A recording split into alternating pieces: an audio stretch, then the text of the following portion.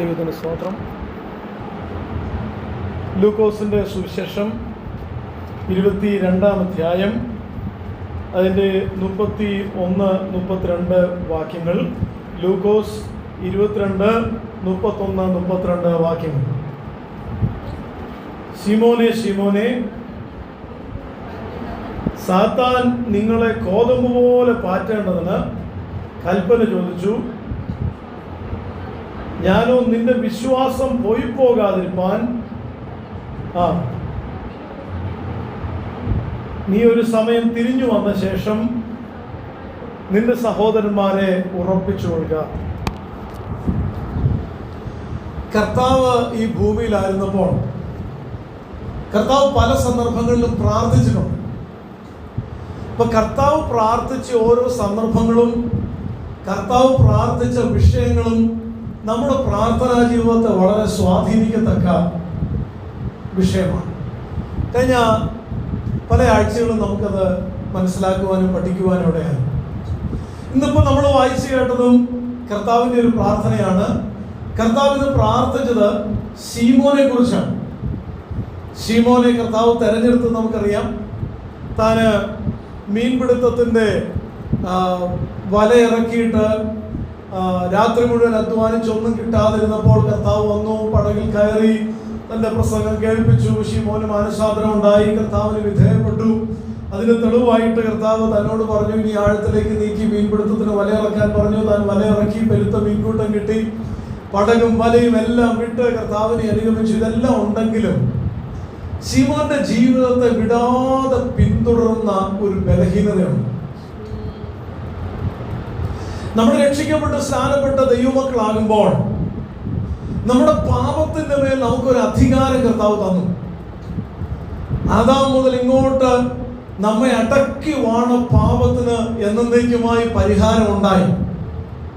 പക്ഷേ രക്ഷിക്കപ്പെട്ട് സ്നാനപ്പെട്ട നിമിഷം മുതൽ നമ്മൾ പൂർണ്ണരായി എന്ന് പറഞ്ഞാൽ ശരിയല്ല. പൂർണ്ണരായിട്ടില്ല. പാപത്തെ നാം തോൽപ്പിച്ചു. യേശു ക്രിസ്തുവിന്റെ ജയ കർത്താവ് നമുക്ക് തന്നു. പാപത്തിന്റെ മേൽ നാം ജയിക്കുന്നു.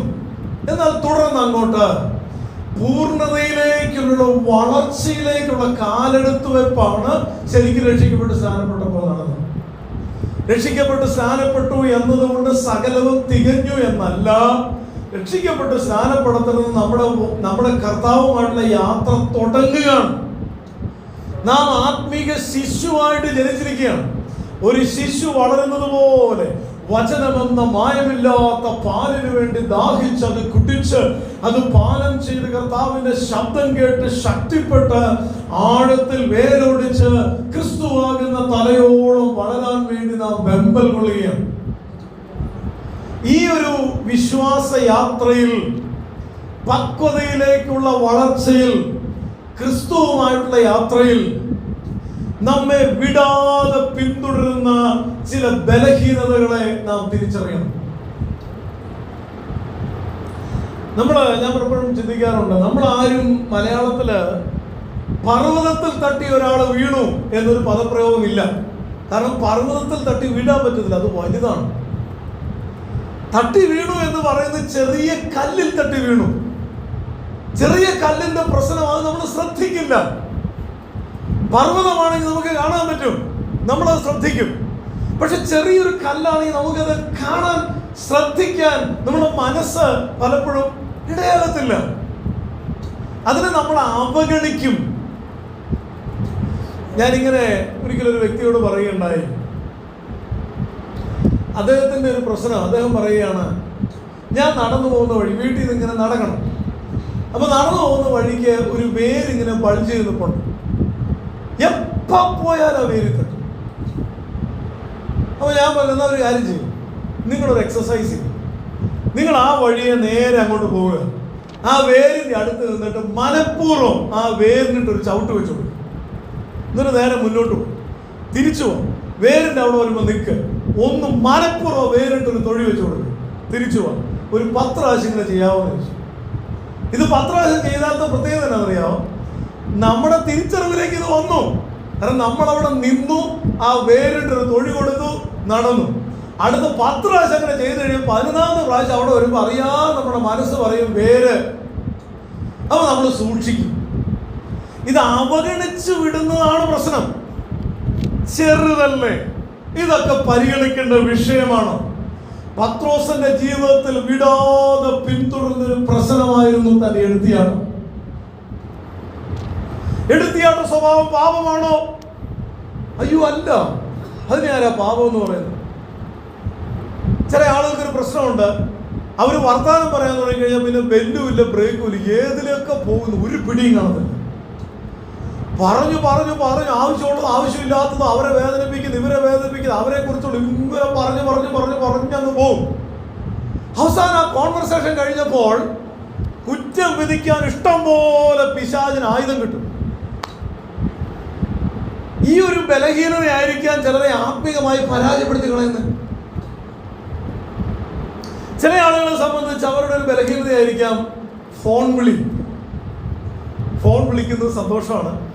ഫോൺ വിളിച്ച ആളുകളുടെ ക്ഷേമം അന്വേഷിക്കുന്നത് സന്തോഷമാണ്. ഫോൺ വിളിച്ച ആളുകളെ ആത്മീകമായി പ്രോത്സാഹിപ്പിക്കുന്നത് സന്തോഷമാണ്. പക്ഷെ ബലഹീനത എന്താണെന്ന് വെച്ചാൽ, അറിഞ്ഞോ ഇന്നയാള് കഴിഞ്ഞ ദിവസം എന്നോട് ഇങ്ങനെയൊക്കെ പറഞ്ഞു, നിങ്ങളെ പറ്റിയും ഇങ്ങനെതെല്ലാം പറഞ്ഞു. അപ്പൊ ഇത് കേട്ട ആൾക്ക് ഒരു ഭാരം ഉണ്ടായി. അപ്പൊ കേട്ട ആൾക്ക് രണ്ട് ഓപ്ഷൻ ഉണ്ട്. വേണമെങ്കിൽ തിരിച്ചു പറയാം, സാരമില്ല നമുക്ക് പ്രാർത്ഥിക്കാന്ന് പറഞ്ഞാൽ അതിനെ ഇഗ്നോർ ചെയ്തു. പക്ഷെ എല്ലാവർക്കും അത് പറ്റത്തില്ല. അവർ പറയും, അങ്ങനെ എന്നെ കുറിച്ച് പറഞ്ഞോ, എന്നാ പിന്നെ ആ ആളെ കുറിച്ച് ഞാൻ പറഞ്ഞു തരട്ടെ. 4 എണ്ണം തിരിച്ചങ്ങോട്ട് പറഞ്ഞു. അപ്പൊ ഈ വിളിച്ച ആള് ഇത് കേട്ടത് വേറെ 4 പേരെ വിളിച്ചു പറഞ്ഞു. അവസാനം എന്തു പറ്റി? ഒരു 10-12 പേര് ഈ ആൾക്കെതിരെ സംസാരം തുടങ്ങി. അവരെല്ലാം കൂടി ഈ ആളെ പരിഹസിക്കാൻ തുടങ്ങി. ഈ ആളെ കുറിച്ച് അവിടെ പറഞ്ഞു ഇവിടെ പറഞ്ഞു, അത് ഈ ആളറിഞ്ഞു. പിന്നെ അവരെ അഭിമുഖീകരിക്കാൻ പ്രയാസമായി, പിന്നെ കുറ്റബോധമായി. അല്ല, ഫോൺ വിളിച്ച് സംസാരിക്കുന്നത് പാപമാണെന്ന് വെച്ചാൽ പാപമല്ല. പക്ഷേ നമ്മൾ ഇഗ്നോർ ചെയ്യുന്ന, നമ്മുടെ നാവിലൂടെ പുറത്തേക്ക് വരുന്ന ചില വാക്കുകൾ, നമ്മൾ പറയത്തില്ല തടങ്കൽ പാറ, ഇടർച്ചക്കല്ല്. നമ്മൾ ഇത്രയും വലിയ വിഷയമായിട്ട് ഇതിനെ കാണണമെന്ന് ചോദിക്കും. പക്ഷേ വേദപുസ്തകത്തിൽ ഒരു വാക്യം നിങ്ങൾ ഓർക്കുന്നോ? ഈ ചെറിയവരിൽ ഒരാൾക്ക് ഇടർച്ച വരുത്തുന്നവനെ, ഈ ചെറിയവരിൽ, അത് ആരെയാണ് ഉദ്ദേശിച്ചിരിക്കുന്നത്? 2 വിധത്തിൽ ആൾക്കാരത് മനസ്സിലാക്കാറുണ്ട്. പാവപ്പെട്ടവരെ കുത്താൻ അവർക്ക് ചോദിക്കാൻ ആരുമില്ലല്ലോ. അപ്പൊ അവരുടെ മെക്കിട്ട് കയറാന്നൊക്കെ നമ്മൾ പറയുന്നുണ്ട്. അങ്ങനെ ചെയ്യുന്നവനെ, അതായത് ആരും ചോദിക്കാനില്ലാത്ത ആരെയെങ്കിലും അവരുടെ, നമ്മുടെ മലയാള ഭാഷ പറയുന്നത് മെക്കിട്ട് കയറാന്ന് പറയുന്നത്, അവരെ വേദനിപ്പിക്കുന്ന ആളെ ചെയ്യേണ്ടത്, ആ ആളെ പിടിച്ച് കഴുത്തിലൊരു ആട്ടുകല്ലിന്റെ തിരികല്ല്, ആട്ടുകല്ലിന്റെ മേളിൽ ഇങ്ങനെ ആട്ടാൻ ഉപയോഗിക്കുന്ന കല്ലുണ്ട്. ആ കല്ല് ഈ വ്യക്തിയുടെ കഴുത്തിൽ കെട്ടി സമുദ്രത്തിന്റെ ആഴത്തിൽ ഈ വ്യക്തി ഇട്ട് കളയണം. എന്ന് വെച്ചാൽ കൊന്നു കളയണമെന്ന്. എന്തൊരവസ്ഥയാണ്! കർത്താവ് ഇങ്ങനെയൊക്കെ പറയാൻ കൊള്ളാവോ? പാവപ്പെട്ട ഒരാളെ വേദനിപ്പിക്കുന്ന ഒരു വാക്ക് പറഞ്ഞതിന്റെ പേരിലുള്ള ശിക്ഷയാണോ ഈ പറഞ്ഞു വരുന്നത്? എന്ത് വലിയ ശിക്ഷയായത്! ഈ 2 ചെറിയവരിൽ എന്ന് പറഞ്ഞാൽ കൊച്ചുങ്ങള്. കൊച്ചുങ്ങള് ചെറിയവരാണ്. ചെറിയവരെന്ന് വെച്ചാൽ എല്ലാം കൊണ്ടും, അവരുടെ വളർച്ച കൊണ്ട് ചെറുതാണ് നമ്മളെക്കാളും, അവരുടെ ചിന്തകൾ കൊണ്ട് ചെറുതാണ്, അവരുടെ പക്വതകൾ കൊണ്ട് ചെറുതാണ്. അപ്പൊ ഈ കൊച്ചുങ്ങൾക്ക് ഒരു പ്രത്യേകതയുണ്ട്. നമ്മളൊരു കൊച്ചിനോട് വല്ലതും പറഞ്ഞാൽ ആ പറയുന്നതിനകത്ത് വികാരം ആ കൊച്ചു സ്പോഞ്ച് വലിച്ചെടുക്കുന്ന പോലെ വലിച്ചെടുക്കും. ഒരു കൊച്ചിനോട് നിങ്ങൾ പറയുകയാണ്, ഇത്ര നാളായിട്ട് നിനക്ക് ഈ ഒരു തിരിച്ചറിവ് പോലും ഇല്ലേ, നീ വെറും കഴുതയാണല്ലോ. ഒരു 4 പ്രാവശ്യം ആ കൊച്ചിനോട് പറഞ്ഞു കഴിഞ്ഞാൽ ആ കൊച്ചിനത് ഇടർച്ചയായിട്ട് മാറും.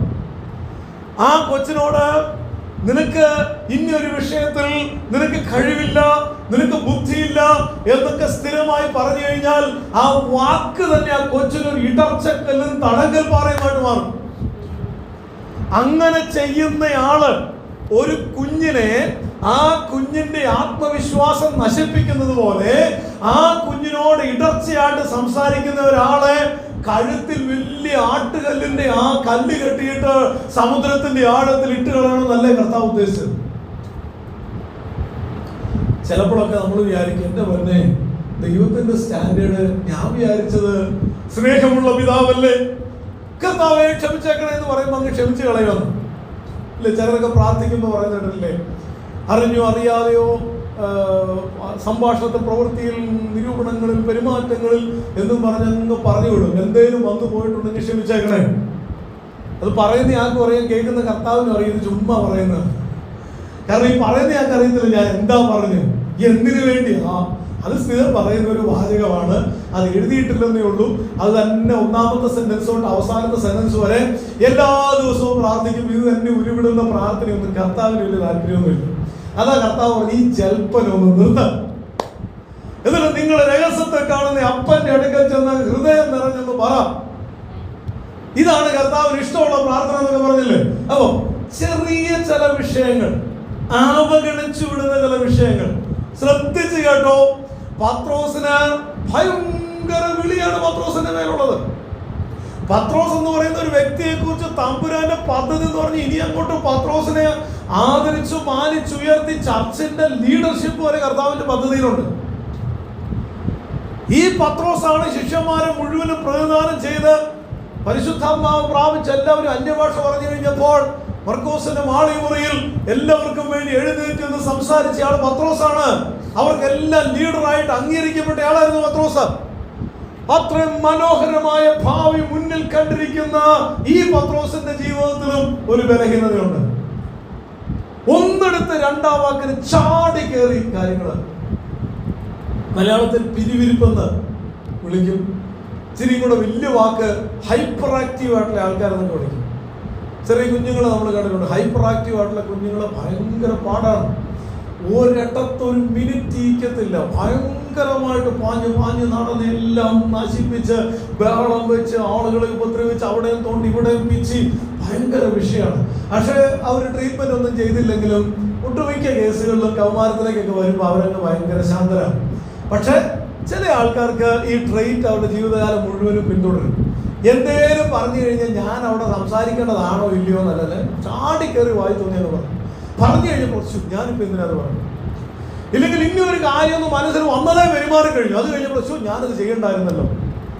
ഈ ഒരു സ്വഭാവ വിശേഷണത്തെ ശത്രുവായ പിശാച് കരങ്ങളിൽ എടുത്ത് ഒരു വൻ വൃക്ഷത്തെ വീഴ്ത്താൻ ഒരു ചെറിയ പുഴു മതി എന്ന് പറയുന്നത് പോലെ, ഒരു വലിയ കപ്പലിനെ മുക്കാൻ ഒരു ചെറിയ സുഷിരം മതി എന്ന് പറയുന്നത് പോലെ, സുഷിരം വലുതാണെങ്കിൽ കപ്പൽ വേഗം മുങ്ങും, ചെറുതാണെങ്കിൽ കുറെ നാളെടുത്ത് മുങ്ങത്തുള്ളൂ. മുങ്ങും എന്നുള്ള കാര്യത്തിൽ രണ്ട് പക്ഷമില്ല, തർക്കമില്ല. നമ്മുടെയൊക്കെ വ്യക്തിപരമായ ജീവിതത്തെ ഒന്ന് വിശകലനം ചെയ്തിട്ട് കർത്താവ് പ്രാർത്ഥിക്കുന്നതാണിത്. പത്രോസിന് വേണ്ടി പ്രാർത്ഥിക്കുകയാണ്. നിന്നെ കോതമ്പ് പോലെ പാറ്റേണ്ടതിന് കൽപ്പന ചോദിച്ചു പിശാച്. കോതമ്പ് പോലെ നിന്നെ പാറ്റേണ്ടതിന് കൽപ്പന ചോദിച്ചു.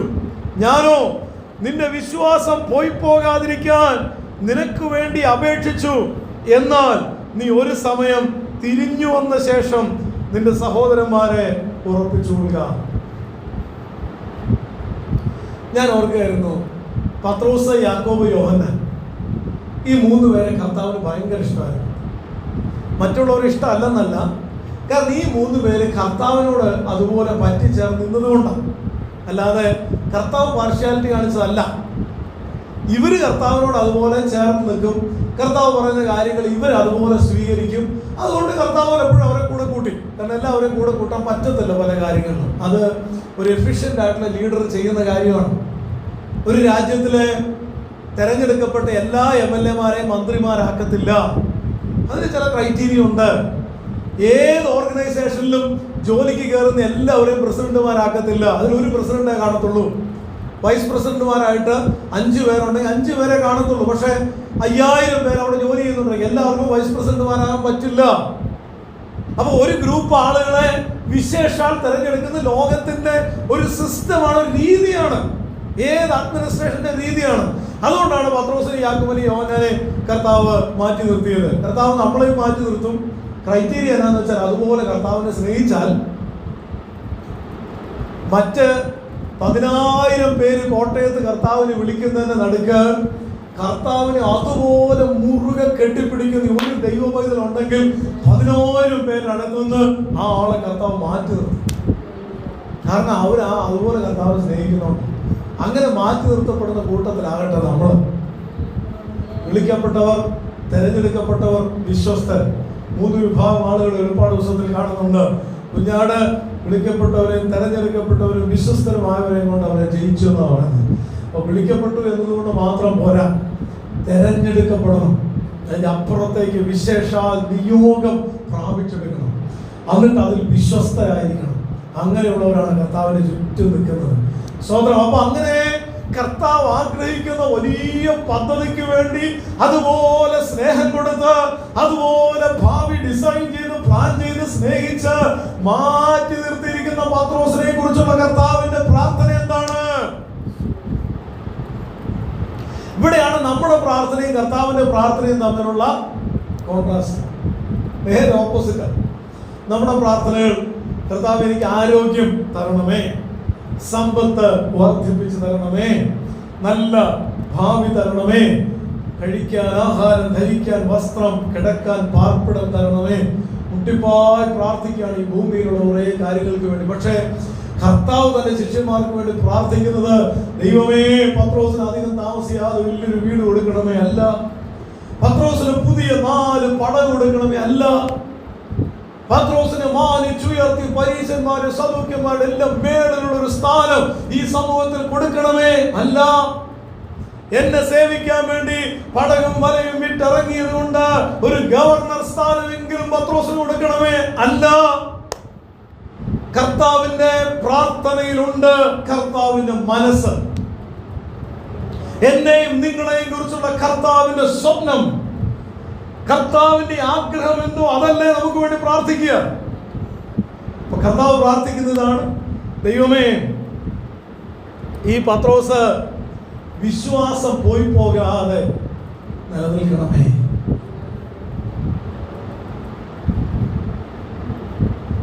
നമ്മളിത് വായിക്കുമ്പോൾ പെട്ടെന്ന് തോന്നും, കോതമ്പ് പോലെ പാറ്റേണ്ടതിന് ചോദിച്ചു, ഞാന് കോതമ്പ് പോലെ പാറ്റാതിരിക്കാൻ അപേക്ഷിച്ചു എന്നാണ് നമ്മൾ പെട്ടെന്ന് മനസ്സിലാക്കിയത്. നിങ്ങൾ ഒന്നും കൂടെ വായിച്ചു നോക്കി. അങ്ങനെയല്ല. പിശാച് നിന്നെ, സാത്താൻ നിന്നെ കോതമ്പ് പോലെ പാറ്റേണ്ടതിന് കൽപ്പന ചോദിച്ചു, ഞാനോ ഒരിക്കലും അത് അനുവദിക്കരുതേ എന്ന് അപേക്ഷിച്ചു. അങ്ങനെയാണ് എഴുതിയിരിക്കുന്നത്. എനിക്ക് മനസ്സിലായത്, സാത്താൻ നിന്നെ കോതമ്പ് പോലെ പാറ്റേണ്ടതിന് കൽപ്പന ചോദിച്ചു, അപ്പൊ ഞാൻ പ്രാർത്ഥിച്ചു, ആ പാറ്റുന്നതിന്റെ ഇടയ്ക്ക് നിന്റെ വിശ്വാസം ചോർന്നു പോകാൻ സമ്മതിക്കല്ലേ എന്ന് അപേക്ഷിച്ചു. അങ്ങനെ എനിക്ക് മനസ്സിലായി. അതിന് തെളിവാണ്, എന്നാൽ നീ ഒരു സമയം തിരിഞ്ഞു വന്ന ശേഷം നിന്റെ സഹോദരന്മാരെ ഓർമ്മിച്ചോളാം. അപ്പൊ അതിന്റെ അർത്ഥം എന്താ? നീ പോകും. തിരിഞ്ഞു വരാൻ ആവശ്യമുള്ളതുപോലത്തെ ജീവിതാനുഭവത്തിലൂടെ നീ അകന്നകന്ന് പോകുമെന്നല്ലേ എന്റെ അർത്ഥം. ഇത് മനസ്സിലാക്കിയിരുന്നെങ്കിൽ പത്രോസ് രക്ഷപ്പെട്ടെ. പത്രോസിനോട് നേരിട്ട് പറഞ്ഞിട്ട്, ഇതാണ് വചനം. ഒരു പ്രശ്നമുണ്ട്. കർത്താവ് തന്നെ പറഞ്ഞു, അത് തിരുവെഴുത്തിൽ എഴുതിയിട്ടുള്ളത് എല്ലാം വിശ്വസിക്കാത്ത മന്ന ബുദ്ധികളെ എന്നാണ് എപ്പോസിലേക്ക് പോയ ശിഷ്യന്മാരെ വിളിച്ച വിളി. കർത്താവിന് അങ്ങനത്തെ വിളിപ്പേര് വിളിക്കുന്നതിനൊന്നും ഒരു മടിയില്ല. അങ്ങനെയൊക്കെ വിളിച്ചു കളയും, മന്ന ബുദ്ധികളെ. അതായത് ബുദ്ധിയുണ്ട് പക്ഷെ വിവേകമില്ല, ബോധമില്ല എന്ന് പറയത്തില്ല. അതുപോലത്തെ ആൾക്കാരെ വചനത്തിൽ എഴുതിയിട്ടുള്ളത് എനിക്ക് താല്പര്യമുള്ളത് മാത്രം ഞാൻ വിശ്വസിക്കും, എനിക്ക് ഇഷ്ടക്കേടുള്ളത് ഒന്നും ഞാൻ വിശ്വസിക്കുന്നില്ല. അപ്പൊ കർത്താവ് എന്നെയും വിളിക്കും, എടാ മന്ന ബുദ്ധി, വചനത്തിൽ എഴുതിയിട്ടുള്ളത് യെശയ്യാവ് മാത്രം നീ വായിച്ചാ പോരാ, സങ്കീർത്തനം മാത്രം വായിച്ചാ പോരാ, വിലാപങ്ങളുടെ പുസ്തകം നീ വായിക്ക്, സുവിശേഷങ്ങൾ മാത്രം വായിച്ച് ധ്യാനിച്ച പോരാ, ലേഖനങ്ങളുടെ വായിക്ക്, എല്ലാം വായിക്ക്. അല്ലെങ്കിൽ നീ ബുദ്ധിയുള്ള ആളാവും പക്ഷെ വിവേകമില്ലാത്ത ആളായി പോകും. അതാണ് മന്ദ ബുദ്ധി. ബുദ്ധിയുണ്ട് പക്ഷെ മന്ദതയാണ്, പതുക്കെ പതുക്കെ കത്തത്തുള്ളൂ. അങ്ങനെ ഉണ്ടാകാതിരിക്കണമെങ്കിൽ വചനം മുഴുവൻ ഏറ്റെടുക്കണം എന്ന് കർത്താവ് തന്നെ പറഞ്ഞിട്ടുള്ളതുകൊണ്ട് നമുക്കിത് മനസ്സിലാവും. പത്രോസിന്റെ പ്രശ്നമാണ്, കർത്താവിന്റെ പ്രശ്നമല്ല.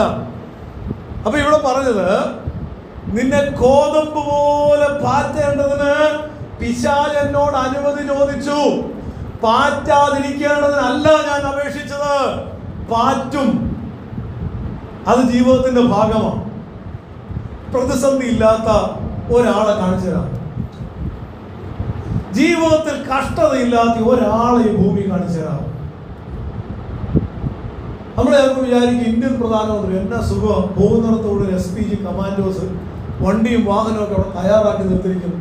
പുള്ളിയോട് ഒരു 5 മിനിറ്റ് സംസാരിച്ചു നോക്കണം, പുള്ളിയുടെ തലവേദന അറിയണം. 3 മണിക്കൂറെങ്ങാണ്ടുള്ള ഉറങ്ങുന്നതാണ്. എന്തോ ഒരു പ്രശ്നമാണെന്നറിയാം. നമ്മുടെയൊക്കെ പ്രശ്നത്തിന്റെ 100 ഇരട്ടി തലേ ചുമന്നുകൊണ്ടാണ് ആ മനുഷ്യൻ നടക്കുന്നത്. നിങ്ങളേറ്റവും സമ്പത്തുള്ളവരെ കാണുമ്പോൾ നിങ്ങൾക്ക് തോന്നുന്നു ഇനി അവർക്ക് പ്രശ്നം. സമ്പത്തുള്ളവർ ചോദിച്ചു നോക്കണം, അവരുടെ പ്രയാസമാണ്. നമ്മുടെ റിസ്ക് കൂടുന്നത് നമ്മുടെ ഈ നമ്മൾ പറയത്തില്ല വിശാലപ്പെടുക. എൻ്റെ ഒരു സുഹൃത്തുണ്ട്, അദ്ദേഹം ചെന്നൈയിലാണ്. അദ്ദേഹത്തിൻ്റെ ശുശ്രൂഷ, അദ്ദേഹം എൻ്റെ ജൂനിയറായിട്ട് സെമിനാരിൽ പഠിച്ചതാണ്. അപ്പോൾ ഞാൻ അദ്ദേഹത്തെ കുറിച്ച് നേരത്തെ മെൻഷൻ ചെയ്തിട്ടുണ്ട്. അദ്ദേഹം വിവാഹം കഴിച്ചത് ഒരു അനാഥ പെൺകുട്ടിയാണ്. അപ്പോൾ ഇദ്ദേഹത്തിൻ്റെ ശുശ്രൂഷയുടെ ആരംഭകാലത്ത് ചെന്നൈയിൽ ഉൾപ്രദേശത്ത് ഒരു ഗ്രാമത്തിൽ ഇവർ രണ്ടുപേരുണ്ട് സുവിശേഷ പ്രവർത്തനത്തിന് പോയി. അപ്പോൾ ഈ പെൺകുട്ടിയുടെ മനസ്സിൽ ഈ പാവങ്ങളെ കണ്ട മനസ്സിൽ, കാരണം ഇവള് തന്നെ ഒരു അനാഥയാണല്ലോ, ഇവിടെ ഒത്തിരി കൊതിച്ചിട്ടുണ്ട് നല്ല വസ്ത്രത്തിന് വേണ്ടിയൊക്കെ. ഇവൾ ഒരു ദിവസം ഈ ഭർത്താവിനോട് പറഞ്ഞു, നിങ്ങളുടെ വീട്ടിൽ അമ്മ ഉപയോഗിച്ചുകൊണ്ട് തയ്യൽ മെഷീൻ കേടുവന്നിരിക്കുകയല്ലേ, എനിക്കത് നന്നാക്കി തരാമോ? നമുക്ക് ഇന്ന സ്ഥലത്ത് ചെന്ന ഹോൾസെയിൽ തുണി കിട്ടും. അപ്പം ഞാൻ എൻ്റെ നിക്ഷേപം എല്ലാം കൂടെ വെച്ച് ആ തുണി മേടിച്ച് ഞാൻ ഉടുപ്പ് തയ്പ്പിച്ച് ഈ ഗ്രാമത്തിലെ പിള്ളേർക്ക് ഫ്രീ ആയിട്ട് കൊടുക്കാം. അവർക്കൊന്നും ഉടുപ്പില്ല, നല്ല ഉടുപ്പില്ല. പുള്ളി ഞാൻ ചെയ്യാലോ. പുള്ളി തയ്യൽ മെഷീൻ നന്നായി ഈ പെങ്കൊച്ച് രാവിലെ പോയിട്ടിരുന്ന് തയ്പ്പ് തുടങ്ങും. ആ ഗ്രാമത്തിലുള്ള ആളുകളെല്ലാം സൗജന്യമായിട്ട് ഉടുപ്പ് തയ്പ്പിച്ച് കൊടുക്കാറുണ്ട്. അപ്പോൾ ആ ഗ്രാമം മുഴുവൻ ഇവളെക്കുറിച്ച് അറിഞ്ഞു. കുറേ കഴിഞ്ഞപ്പം ആൾക്കാർ ഓരോ തുണിയുമായിട്ട് ഇങ്ങോട്ട് വരാൻ തുടങ്ങി. എനിക്ക് ഇതും കൊണ്ടൊരെണ്ണം തയ്പ്പിച്ചു തരാം, ഇതും കൊണ്ട് തയ്പ്പിച്ചു തരാം. അപ്പോൾ അവൾക്ക് പറ്റുന്നില്ല, ഒറ്റയ്ക്ക് പറ്റുന്നില്ല. അപ്പോൾ അവൾ പറഞ്ഞു, എന്നാൽ പിന്നെ നമുക്ക് 2 സ്റ്റാഫിനെ വയ്ക്കാം, ഇങ്ങോട്ട് തയ്ക്കാൻ കൊണ്ടുവരുന്നവരുടെ ഇത് പൈസ മേടിക്കാം, അത് സ്റ്റാഫിന് കൊടുക്കാറ്. അങ്ങനെ തുടങ്ങി ഞാൻ അവിടെ ചെല്ലുമ്പോൾ കാണുന്നത് ഒരു 3 നില ബിൽഡിങ്. ആ ബിൽഡിങ്ങിൻ്റെ മേളത്തെ നില ഫുള്ള് ഇങ്ങനെ ഒരു ഫാക്ടറിയാണ്. 100 കണക്കിന് ആൾക്കാരാണ് ഇരുന്ന് തയ്ക്കുന്നത്. ഇവിടെ തയ്ച്ചിറങ്ങുന്ന തുണികൾ അമേരിക്കയിലേക്ക് എക്സ്പോർട്ട് ചെയ്യുന്നു. നോർത്ത് ഇന്ത്യയിലെ പല തുണി കമ്പനികളും ഇവരുമായിട്ട് കോൺട്രാക്റ്റ് ആകുന്നു. അതിൻ്റെ തൊട്ട് താഴെ ഒരു ഭയങ്കര ചർച്ച. അതിൻ്റെ തൊട്ട് താഴെ പുള്ളി താമസിക്കുന്നു. അതിനിപ്പുറത്ത് പുള്ളി ഒരു സെമിനാരി പണിതിരിക്കുകയാണ്. ആ സെമിനാരിയിൽ ഏകദേശം 150 സ്റ്റുഡൻസ് പഠിക്കുന്നു സൗജന്യമായിട്ട്. അതിൻ്റെ അപ്പുറം തന്നെ കൊണ്ടുപോയപ്പം എന്നെ കാണിച്ചു തന്നൊരു സ്കൂള്, 2000 സ്റ്റുഡൻസ് പഠിക്കുന്ന സ്കൂള്. അതിന് ഏറ്റവും ഹൈലൈറ്റ് എന്നോട് പറഞ്ഞു, ഞാനൊരു സൂത്രം കാണിച്ചു തരാം, സ്കൂളിൻ്റെ ടോയ്ലറ്റ് കാണിക്കാം. ടോയ്ലറ്റ് കാണിക്കാൻ വാ, സ്കൂൾ വിട്ട സമയം സ്കൂളിൽ ആരുമില്ല, സ്കൂളിലെ ടോയ്ലറ്റ് കാണിക്കാൻ കൊണ്ട്. അവിടെ എയർപോർട്ടിൻ്റെ ടോയ്ലറ്റ് ഇത്രയും ഭംഗിയായിരിക്കത്തില്ല, അതുപോലെ പുള്ളി പറഞ്ഞു ഇതാണ് ഞങ്ങളുടെ സ്റ്റാൻഡേർഡ്. പക്ഷേ ഞാൻ ഓരോ സ്റ്റുഡൻസിൻ്റെ കയ്യിൽ നിന്നും ഇതിന് നല്ല ഫീസ് വാങ്ങിച്ചാണ് ഇത് നടത്തുന്നത്. ആ ഫീസും കൊണ്ട് സെമിനാരിൽ പഠിക്കുന്ന കുട്ടികളെ സൗജന്യമായിട്ട് ഞാൻ പഠിപ്പിക്കും. ഇത് മുഴുവൻ സ്റ്റാർട്ട് ചെയ്തത് ഒരു ചെറിയ ഒബീഡിയൻസിൽ നിന്നാണ്. ചെറിയ തുടക്കത്തിൽ നിന്ന് തുടങ്ങി ഒരു വലിയ ദൈവപ്രവൃത്തിയിലേക്ക് അദ്ദേഹത്തെ ദൈവം നയിച്ചത് ഞാൻ ഓർക്കുകയാണ്. അപ്പോൾ കർത്താവ് നമ്മളെക്കുറിച്ച് ആഗ്രഹിക്കുന്നതും കർത്താവിന് നമ്മളെക്കുറിച്ചുള്ള സ്വപ്നവും കർത്താവിന് നമ്മളെക്കുറിച്ച് പ്രാർത്ഥിക്കാനുള്ളതും വേറൊന്നുമല്ല, നമ്മുടെ വിശ്വാസം പോകാതിരിക്കാൻ മാത്രമാണ്. ഇപ്പൊ ജീവിതത്തിന്റെ ചില തിക്താനുഭവങ്ങളുടെ അകത്തൂടെ പോകുമ്പോഴാണ് നമ്മൾ ഇതുപോലത്തെ ദൈവപ്രവൃത്തികളെ തിരിച്ചറിയുന്നത്. അപ്പൊ യേശു ഇവർക്ക് വേണ്ടി പ്രാർത്ഥിച്ചത് അവരുടെ വിശ്വാസം വിട്ടു പോകാതിരിക്കാൻ വേണ്ടി കർത്താവ് പ്രാർത്ഥിച്ചു. പത്രോസിന് വേണ്ടി അതാണ് പ്രാർത്ഥിച്ചത്. പത്രോസിനെ കർത്താവ് തെരഞ്ഞെടുത്തപ്പോൾ കർത്താവിന്റെ കാര്യം അങ്ങനെയായിരുന്നു. ഓക്കെ, ഗോതമ്പ് പോലെ പാറ്റുന്ന അവസ്ഥ എന്താണ്? ശരിക്കും ഗോതമ്പ് പാറ്റുന്നത് കണ്ടിട്ടുണ്ടെങ്കിൽ നമുക്കറിയാം.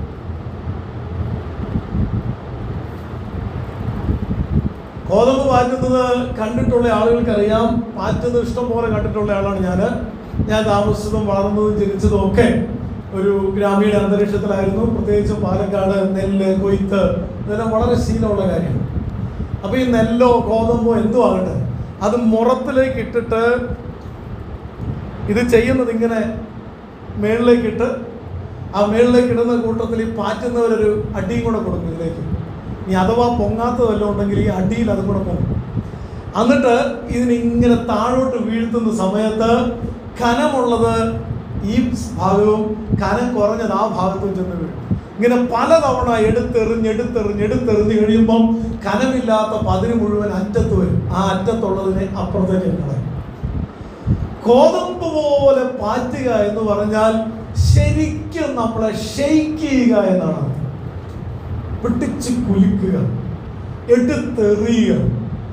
നമ്മളെ ഇട്ടേച്ച മുറത്തിൽ നിന്ന് നമ്മളിങ്ങനെ ആകാശത്തിലേക്ക് ചുഴറ്റിയെറിയ എൻ്റെ കൂട്ടത്തിൽ മുറത്തിൽ അടിക്കുകയും നന്നായിട്ട് ഇളക്കുകയും ചെയ്യുക എന്നുള്ളതാണ് എൻ്റെ അർത്ഥം.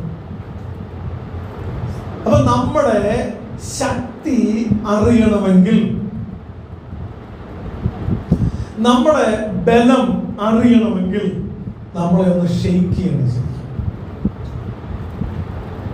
നമ്മുടെ സ്ഥിരത അറിയണമെങ്കിൽ ശക്തമായൊരു കാറ്റ് നമുക്കെതിരെ അടിക്കണം. അല്ലെങ്കിൽ നമ്മൾ ഇങ്ങനെ മുന്നോട്ട് പോകുന്നത് കണ്ടു കഴിഞ്ഞാൽ ആർക്കും പറയാം, ആ വ്യക്തിക്ക് ഇപ്പൊ എന്നാ കുഴപ്പം, ഒരല്ലലൂല അലച്ചലൂല, പിന്നെ എന്നാ ദൈവത്തെ മുറുകെ പിടിച്ചാൽ. പക്ഷേ ജീവിതത്തിൽ ചില പ്രതിസന്ധിയിലൂടെ പോകുമ്പോൾ, പ്രതീക്ഷിക്കാത്ത തകർച്ചകൾ ജീവിതത്തിൽ വരുമ്പോൾ, പിശാച് ഒരുപക്ഷെ നമ്മളെ ടെസ്റ്റ് ചെയ്യുന്ന ചില സാഹചര്യങ്ങൾ ദൈവം പിശാചിനെ അനുവദിക്കുമ്പോൾ, അതാണ് ഇവിടുത്തെ അർത്ഥം. അല്ലെങ്കിൽ ഞാനതിന് ഇച്ചിരിയും കൂടെ ഒരു ഇതായിട്ട് പറയാം. പത്രോസ് കർത്താവിനോട് ഭയങ്കര ശക്തമായിട്ട് നിൽക്കുകയാണ് എന്ന് പറയാനുള്ള കാരണം, ശിഷ്യന്മാരുടെ കൂട്ടത്തിൽ മുന്നിൽ നിൽക്കുന്നയാൾ പത്രോസാണ്. ഏത് കാര്യത്തിന് ചാടി പുറപ്പെടുന്നയാൾ പത്രോസാണ്. എന്തെങ്കിലും ഒരു ചോദ്യം ചോദിച്ചാൽ ഉത്തരം പറയുന്നയാൾ പത്രോസാണ്. ആ ക്ലാസ്സിലെ A+ സ്റ്റുഡന്റ് പത്രോസാണ്. അപ്പൊ ഇതെല്ലാം കൂടെ കണ്ടു കഴിഞ്ഞപ്പം നാട്ടുകാർ പറയും, ഒരു ശിഷ്യൻ ആരാണെന്ന് അറിയണമെങ്കിൽ പത്രോസിനെ നോക്കിയാൽ മതി, ഒരു ശിഷ്യന്റെ ഗുണഗണങ്ങൾ കാണണമെങ്കിൽ പത്രോസിനെ നോക്കിയാൽ മതി. പക്ഷേ പിശാചിന് മനസ്സിലായി ഇത് വെറും എടുത്തിയാട്ടമാണ്. ഇദ്ദേഹത്തിന്റെ അകത്ത് ആഴമായ ചിലതില്ല. അപ്പൊ ഈ ഒരു വാക്യത്തിനനുസരിച്ച് ഞാൻ ഇങ്ങനെ ഒരു ഭാവന കാണാം. സാത്താൻ കർത്താവിന്റെ അടുക്കൽ ചെന്ന് സംസാരിച്ചു, നിന്റെ ശിഷ്യന്മാരിൽ ആ A+ സ്റ്റുഡന്റ് അല്ലേ, വെറുതെയാണ്. കർത്താവ് പറഞ്ഞു, വെറുതെ ഒന്നുമല്ല, അവൻ നല്ല ജനുവിന, അവനെ ഒന്ന് ചുമ്മാ ഒന്ന് ഇളക്കി നോക്കണം. അവൻ മുഖത്ത് നോക്കി തള്ളി പറയും, സാത്താൻ നീ ചുമ്മാ എനിക്കൊരു അവസരം തരാമോ, ഞാൻ പ്രൂവ് ചെയ്ത് തരാം, അവൻ ഇല്ലാതാകുന്ന കണ്ടോ. കർത്താവ് പറഞ്ഞു, അങ്ങനെയൊന്നും പോകത്തില്ല. അപ്പൊ സാത്താൻ പറഞ്ഞു, ഒരവസരം തന്നുകൂടെ, ടെസ്റ്റ് ചെയ്യാൻ, പ്രതിസന്ധി അടുപ്പിക്കാൻ. എനിക്ക് ഈ ഭൂമിയിൽ സർവ്വ സ്വാതന്ത്ര്യം ഉണ്ടല്ലോ, അപ്പൊ എനിക്കൊരു പെർമിഷൻ തരാമോ? അപ്പൊ കർത്താവ് പറഞ്ഞു, ഓക്കെ, നീ പെർമിഷൻ എടുത്തോ. എന്നിട്ട് കർത്താവ് ഇങ്ങനെ മനസ്സിൽ പറഞ്ഞു, അവന്റെ വിശ്വാസം പോയി പോകരുത്.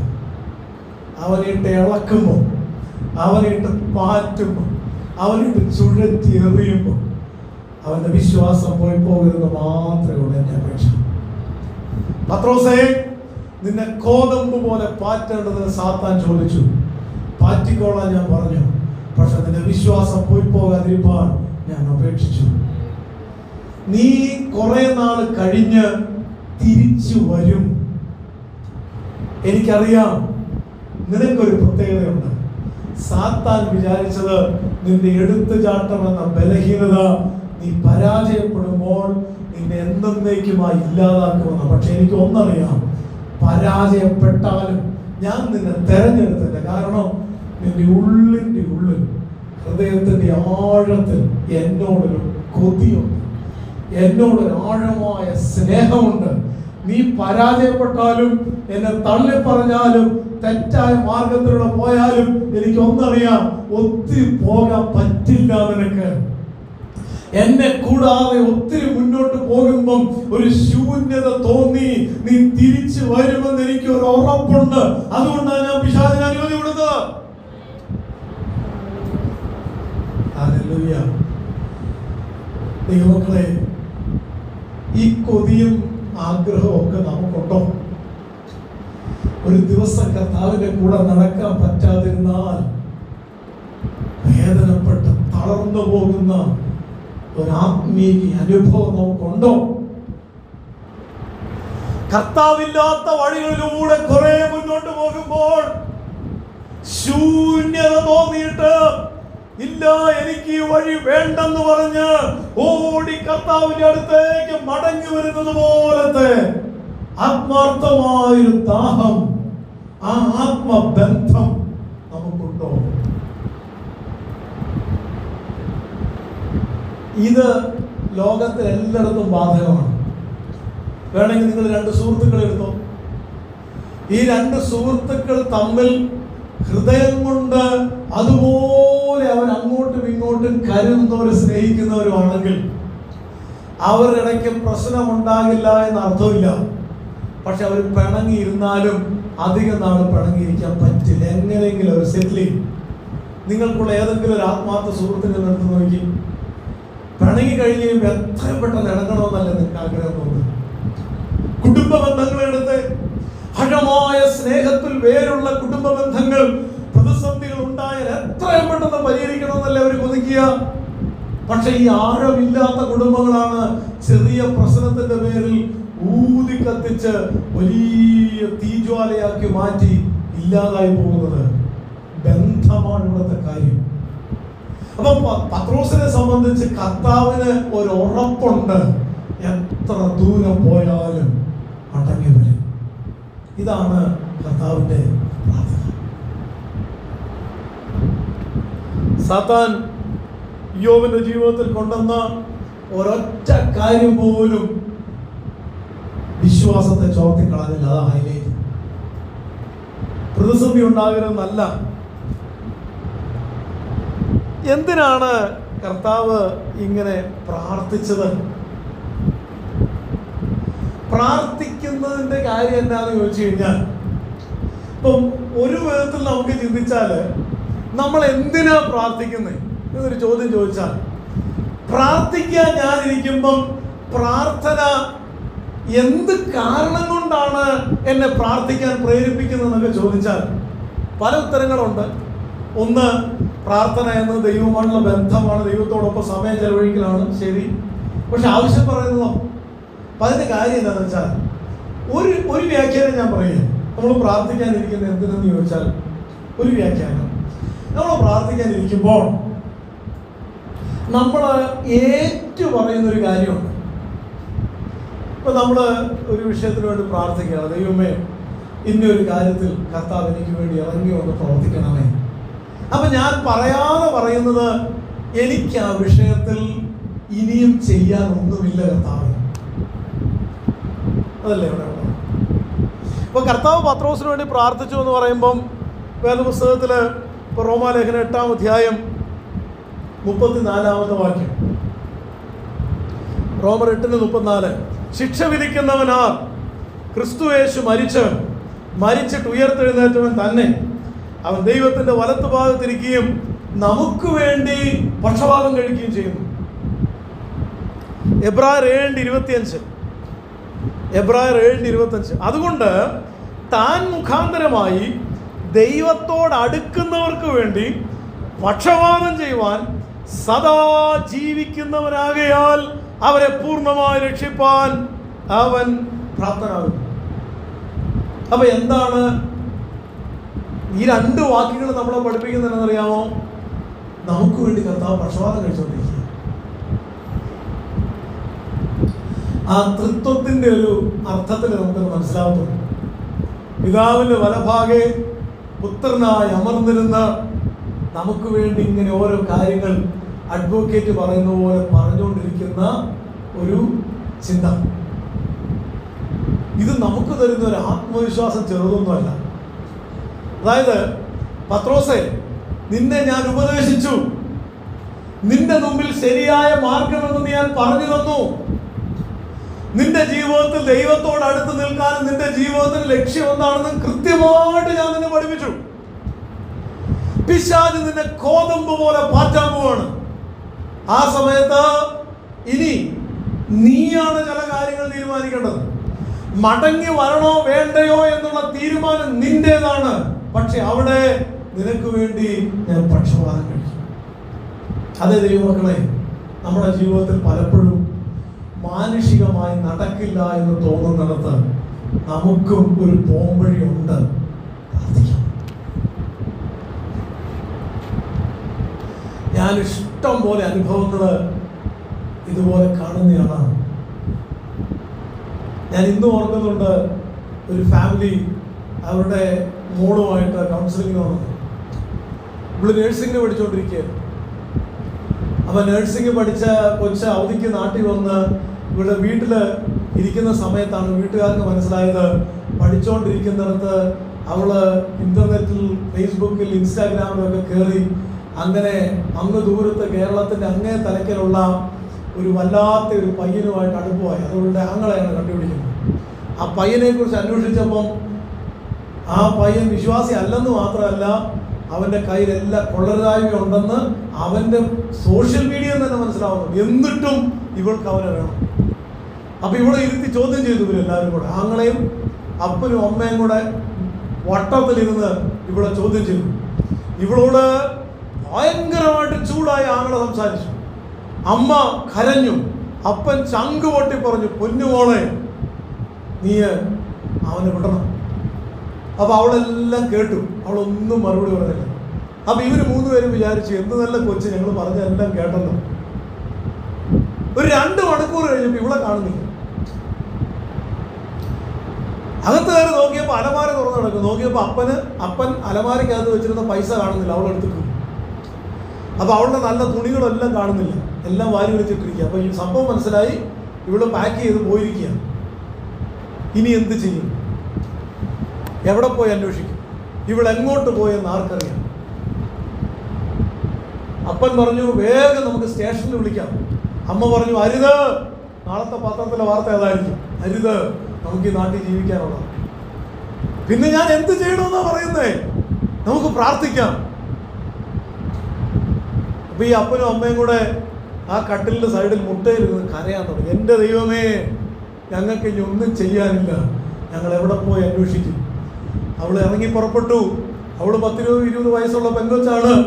അവള് അവന്റെ കൂടെ ജീവിക്കത്തുള്ളൂ തീരുമാനിച്ചാൽ കോടതിക്ക് പോലും ഒന്നും ചെയ്യാൻ പറ്റത്തില്ല. ഞങ്ങൾ ഇനി എന്ത് ചെയ്യും? കരച്ചിലോടെ രണ്ടുപേരും. അപ്പൊ ഇവരെന്നോട് പറയാം, അവിടെ ഇരുന്ന് ആങ്ങളയ്ക്ക് മനസ്സിൽ ആരോ പറയുന്ന പോലെ ബുള്ളറ്റ് എടുത്തോണ്ട് നീ കോട്ടയത്തിന് പോകും. അപ്പോഴേക്കും വൈകുന്നേരം 7 മണി സമയമായി. ഇവൻ ബുള്ളറ്റ് എടുത്ത് നേരെ കോട്ടയത്തിന് വിട്ടു. ഇനി അങ്ങോട്ട് പോകണം കർത്താവേ, നാഗമ്പടം ഭാഗത്തേക്ക് പോകും. ഇവൻ ആ ശബ്ദം കേട്ട് നാഗമ്പടം ഭാഗത്തേക്ക് പോകും. നാഗമ്പടം പാലം കയറി ഇറങ്ങിയപ്പോൾ ഒരു ഓട്ടോ പോകുന്നു 7:30 സമയത്ത്. ആ ഓട്ടോയ്ക്കകത്ത് ഇവിടെ ഉണ്ടെന്ന് ഇവന്റെ മനസ്സ് പറഞ്ഞു. നേരെ ചെന്ന് നോക്കിയപ്പോൾ ആ ഓട്ടോയ്ക്കകത്ത് ഇവിടെ ഇരിപ്പുണ്ട്. ആ ഓട്ടോയ്ക്ക് വന്ന് വലങ്ങ് വെച്ചു. ഓട്ടോ നിർത്തി. ഇറങ്ങിയപ്പോൾ ഓട്ടോ ഡ്രൈവറോട് ഇവൻ പറഞ്ഞു, ഈ ഇരിക്കുന്ന എൻ്റെ പെങ്ങളാണ്, ഇവള് പുറപ്പെട്ടു പോവുകയാണ്, അതുകൊണ്ട് ഞങ്ങൾ തമ്മിൽ ഇവിടെ ചില പ്രശ്നങ്ങളൊക്കെ ഉണ്ടാകും, നിങ്ങളിതിൽ ഇടപെടരുത്. അയാൾ പറഞ്ഞു, ഞാൻ ഇടപെടുന്നില്ല. അപ്പം ഇവൻ പറയാ, ഇവന് വേറെ ഒന്നും തോന്നിയില്ല. ഇവൻ അവളുടെ അടുത്തേക്ക് എന്ന് വെച്ച് പറഞ്ഞു, നിന്റെ ആങ്ങളെയാണ് ഞാൻ, നീ പോകുന്ന പോക്ക് നാശത്തിലേക്കാണ്, അതുകൊണ്ട് ഞാൻ കൂടുതൽ വർത്താനമൊന്നും പറയുന്നില്ല. നീ ഇറങ്ങി എൻ്റെ ബുള്ളറ്റിലോട്ട് കയറുക. കയറത്തില്ല എന്നാ പറയുന്നതെങ്കിൽ ഞാനിവിടെ ഈ നടുറോട്ടിലിട്ട് നിന്നെ തലങ്ങും വരങ്ങും തല്ലാൻ പോവാം. ഇനി എനിക്ക് നിന്നെ നഷ്ടപ്പെടുകയാണല്ലോ. ഒരാങ്ങള എന്നുള്ള വിധത്തിൽ എന്നെ നിയന്ത്രണം വിട്ട് ഞാൻ നിൽക്കുകയാണ്. ഇവൻ പറയുക, അടുത്ത നിമിഷം അനുസരണയുള്ള കുഞ്ഞാടിനെ പോലെ അവൾ വന്ന് ഇവനെ ബുള്ളറ്റിൽ കയറി തിരിച്ച് വീട്ടിൽ കൊണ്ടുവന്നു. ഒരു ദിവസം കഴിഞ്ഞ് എൻ്റെ അടുത്ത് കൗൺസിലിംഗ് കൊണ്ടുവന്നിരിക്കും. ഞാനിങ്ങനെ സംസാരിച്ച് വന്നപ്പോൾ ഈ പെങ്കൊച്ച് എന്നോട് ഒരു സ്റ്റേറ്റ്മെന്റ് പറഞ്ഞു. എന്നെ ഞാൻ ഞെട്ടിപ്പോയി. അവള് പറയാ, സാറേ ഞാൻ ഓർക്ക് ഞാൻ എന്ത് പണിയാ കാണിച്ചു? ഞാൻ എൻ്റെ സാറേ, അന്ന് അവൻ എന്നോട് വിളിച്ചു പറഞ്ഞു, ഞാൻ അങ്ങ് പാലക്കാടെങ്ങാണ്ടാണ് ചെറുക്കൻ, അവൻ്റെ 4 കൂട്ടുകാരെയും കൂട്ടി ഒരു ബൊലീറോയിൽ ഞാൻ എറണാകുളം വരാം, നീ കോട്ടയത്ത് നിന്ന് ഒരു ഓട്ടോ പിടിച്ച് എറണാകുളത്ത് പോ. സാറേ, ഈ ഓട്ടോ എറണാകുളത്ത് നിന്ന് രാത്രി 10-10:30 മണിയാവും. എന്നെ കൂട്ടിക്കൊണ്ടുപോകാൻ വരികയാണെങ്കിൽ സ്ത്രീകളെയും കൂട്ടിയല്ലേ വരണ്ടേ? 4 ആണുങ്ങൾ ബൊലീറോയിൽ രാത്രി 10:30 എന്നെ കൂട്ടിക്കൊണ്ട് എങ്ങോട്ട് പോകുമായിരുന്നു സാർ? പിറ്റേ ദിവസം രാവിലെ എൻ്റെ ഡെഡ് ബോഡി ആ വഴിത്തലയ്ക്കൽ വല്ലതും കിടന്നേനെ സാർ. ദൈവദൂതനെ പോലെ എൻ്റെ ആങ്ങളെ ദൈവം വിട്ടു. അപ്പൊ ഞാനിങ്ങനെ അത്ഭുതപ്പെടുക. അപ്പൊ ഇത്രയും ബോധമുള്ള പെങ്കൊച്ച് എന്തിനിറങ്ങിപ്പോയി? എനിക്ക് അവിടെ ഒരു ഉത്തരവില്ല. ഞാൻ അപ്പനോടും അമ്മയോടും പറഞ്ഞു, ഇവിടെ മാനുഷികമായ ഒരു ഉത്തരവില്ല, എന്തുകൊണ്ട് ഈ കൊച്ചു മടങ്ങി വന്നുള്ളത്? ഉത്തരം, നിങ്ങൾ രണ്ടുപേരും മുട്ടയിലിരുന്നു. മാനുഷികമായ അസാധ്യമായ വിഷയങ്ങളിൽ ആ അപ്പനും അമ്മയും മുട്ടയിലിരുന്ന ആ നിമിഷത്തിൽ സ്വർഗം ഇറങ്ങി വന്ന് അവിടെ കാര്യങ്ങൾ ക്രമീകരിച്ചു എന്നല്ലാതെ ഈ കേസിൽ നമ്മൾ എന്ത് പറയാനാ? ഇതുപോലെ ഇഷ്ടം പോലെ അനുഭവങ്ങൾ ഞാൻ കണ്ടിട്ടുണ്ട്. അങ്ങ് നമ്മൾ കൊക്കയുടെ പട്ടിവാതിൽ അടുത്ത സ്റ്റെപ്പ് കൊക്കയിലേക്ക് എന്ന് പറയുന്ന ആ നിമിഷം പോലും പ്രാർത്ഥന കാരണം സ്വർഗത്തിലെ ദൈവം ഇറങ്ങി വന്ന് മാനുഷികമായ അസാധ്യമായതിനെ സാധ്യമാക്കി തീർത്തിയ അനുഭവങ്ങൾ വെച്ച് ഞാൻ പറയാം, എന്തിന് നമ്മൾ പ്രാർത്ഥിക്കുന്നു? നമ്മൾ ബലഹീനരായതുകൊണ്ട്. എന്തിന് നമ്മൾ പ്രാർത്ഥിക്കുന്നു? നമുക്ക് ശക്തി കുറവായതുകൊണ്ട്, നമുക്ക് ഇനി ഒന്നും ചെയ്യാനില്ലാത്തത് കൊണ്ട്, നമ്മുടെ പരിശ്രമങ്ങൾ മുഴുവനും ഇവിടെ ഫുൾ സ്റ്റോപ്പ് ആകുന്നിടത്ത് നമുക്ക് നോക്കാനൊരു ഇടമുണ്ട്. ഒരു സ്വർഗത്തിലെ ദൈവത്തിന്റെ സന്നിധിയുണ്ട്. Praise the Lord. Hallelujah. ഇപ്പൊ കർത്താവ് പ്രാർത്ഥിച്ചു എന്ന് പറഞ്ഞാൽ അതിന്റെ അർത്ഥം നമ്മളും പ്രാർത്ഥിക്കണം. ചില കാര്യങ്ങൾ ബൈ ഡീഫോൾട്ട് നടക്കുന്നു, അതിന്റെ അപ്പുറത്ത് ആമേൻ സ്തോത്രം ഒരു ഹൃദയത്തിന്റെ അകത്തൊരു തോന്നലല്ലേ വിഷയം. ആ തോന്നൽ ദൈവികമാകുന്നത് എങ്ങനെ? പ്രാർത്ഥനയുടെ മറുപടിയായിട്ട്. ഇഷ്ടംപോലെ അനുഭവങ്ങൾ എന്റെ കണ്ണിന്റെ മുൻപിൽ കണ്ടിട്ടുള്ള അനുഭവങ്ങളിൽ ഊന്നി നിന്നുകൊണ്ട് ഞാൻ വിളിച്ചു പറയുക, ഇവിടെ ഇരിക്കുന്ന ഓരോ ദൈവമക്കളോടും ഞാൻ പറയുക, പ്രാർത്ഥനയാൽ അസാധ്യമായ ഒന്നുമില്ല, പ്രാർത്ഥനയാൽ സാധിക്കാത്ത കാര്യമില്ല. അടുത്തു പോകാതെ പ്രാർത്ഥിക്കുന്ന ഒരു ദൈവത്തിന്റെ മുൻപിൽ തുറക്കാത്ത വാതിലുകളില്ല. ദൈവത്തിന്റെ മുൻപിൽ കണ്ണുനീരൊഴുക്കുന്ന ഒരു ദൈവത്തിന്റെ മുൻപിൽ നടക്കാത്ത വിഷയങ്ങളില്ല.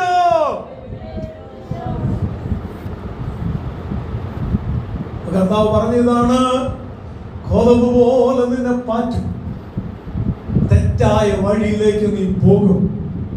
പക്ഷെ ഒരു കാര്യം നീ ഓർത്തോ, നീ തിരിഞ്ഞ ശേഷം നിന്റെ സഹോദരന്മാരെ നീ ഓർപ്പിക്കണം. നിന്റെ ജീവിതത്തിൽ ഒരു പരാജയം ഉണ്ടാകാൻ പോകുന്നു. ദൈവത്തിന്റെ വഴി വിട്ട് സ്വന്തം വഴിയെ നീ നടക്കുന്ന ഒരു അനുഭവം ഞാൻ കാണുന്നു. പക്ഷെ ഒരു കാര്യം നീ ഓർത്തോണം, എന്റെ പ്രാർത്ഥന ആ വഴിയെ നടക്കുമ്പം നിന്റെ വിശ്വാസം നഷ്ടപ്പെടരുത്. നീ തിരിഞ്ഞു വരണം. അതിന്റെ പേരാണ് മാനസാന്തരം. തിരിഞ്ഞു വരിക. പോകുന്ന വഴി ശരിയല്ല എന്ന ബോധ്യമുണ്ടായിട്ട് തിരിഞ്ഞു വരിക. അങ്ങനെ നീ തിരിഞ്ഞു വന്ന ശേഷം അതിശക്തമായിട്ട് ദൈവത്തിന് നിന്നെ ഉപയോഗിക്കാനുള്ളതാ. ഇതുപോലെ വളഞ്ഞ വഴിയെ പോകുന്ന ഒത്തിരി പേര് നിന്റെ വാക്കുകൾ കൊണ്ട് ഉറപ്പിക്കപ്പെടാനുള്ളതാ. അതുകൊണ്ട് നീ തിരിഞ്ഞു വരണം. ഇപ്പൊ കർത്താവിന് നമ്മളെ കുറിച്ചുള്ള പ്രാർത്ഥന, നമ്മുടെ വിശ്വാസം പോയി പോകരുതെന്നുള്ളത്. പാറ്റരുതെന്നല്ല, ഷെയ്ക്ക് ആകരുതെന്നല്ല. ഷെയ്ക്ക് ആകട്ടെ, കാറ്റടിക്കട്ടെ, തിരമാല ആഞ്ഞു വീശട്ടെ, പക്ഷെ അതിന്റെ നടുവിലും നങ്കൂര ക്രിസ്തുവിലായി നിലനിൽക്കാനാണ് കർത്താവിന്റെ പ്രാർത്ഥന. നമ്മുടെ ജീവിതത്തിൽ ഓരോ ദിവസവും നമ്മുടെ പ്രാർത്ഥനയുടെ ഭാഗമായി നമുക്ക് പ്രാർത്ഥിച്ചു തുടങ്ങാം. ദൈവമേ, ഞാൻ പ്രാർത്ഥിക്കുന്ന ഈ ലോകത്തിന്റെ ഉയർച്ചകളോ ഇവിടുത്തെ നേട്ടങ്ങളോ അല്ല. ഞാൻ പ്രാർത്ഥിക്കുന്നത് ഒരു നാളും ഈ വിശ്വാസത്തിൽ ഞാൻ വീണുപോകില്ല. എന്റെ ജീവിതത്തിൽ നേട്ടങ്ങളുടെ പരമ്പര എണ്ണി പറയുവാനില്ലെന്ന് വന്നാലും അങ്ങയോടൊപ്പം പറ്റിച്ചേർന്ന് നിന്നു എന്ന പ്രാഗൽഭ്യം നഷ്ടപ്പെടാതിരിക്കാൻ ഞാൻ പ്രാർത്ഥിക്കുന്നു. കർത്താവേ, ഈ വചനങ്ങളാൽ കർത്താവ് നമ്മെ അനുഗ്രഹിക്കട്ടെ. മടുത്തു പോകാതെ പ്രാർത്ഥിക്കാം, വിശ്വാസത്തോടെ പ്രാർത്ഥിക്കാം. മടുത്തു പോകാതെ പ്രാർത്ഥിക്കാം, വിശ്വാസത്തോടെ പ്രാർത്ഥിക്കാം. നീതിമാന്റെ പ്രാർത്ഥന ശ്രദ്ധയുള്ള പ്രാർത്ഥന ഫലിക്കും, രോഗിക്കു സൗഖ്യമാ. നീതിമാന്റെ പ്രാർത്ഥന ശ്രദ്ധയുള്ള പ്രാർത്ഥന ഫലിക്കും, രോഗിക്കു സൗഖ്യം.